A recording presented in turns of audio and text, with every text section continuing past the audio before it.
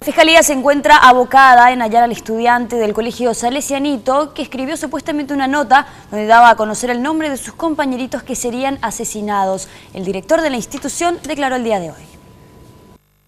La Fiscalía abre una investigación de oficio en el caso amenaza de muerte en el colegio Salesianito. El fiscal a cargo es Emilio Fuster, quien dijo que el primero en declarar fue el director de la institución, el sacerdote Miguel Ángel Cardoso, quien brindó datos relevantes. Sobre esa base, el día de mañana van a ser citadas otras personas, como ser la psicóloga de la institución y también otra adolescente en este caso, a fin de tener más elementos para sostener el día de mañana nuestra teoría del caso.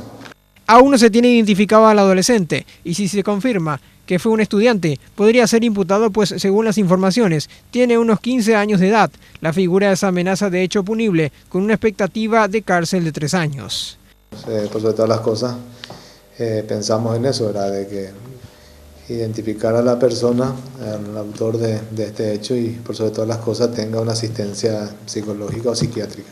En la noche del último viernes se dio a conocer una lista supuestamente redactada por un alumno de este colegio, donde el adolescente relata nombres de 19 compañeros y cómo morirían cada uno. A algunos les cortaría el cuello y a otros los quemaría, según dice el texto. Una foto de la carta se filtró a través del WhatsApp y así llegó a conocimiento de la Asociación de Padres de la institución, quienes pidieron ayuda a las autoridades policiales.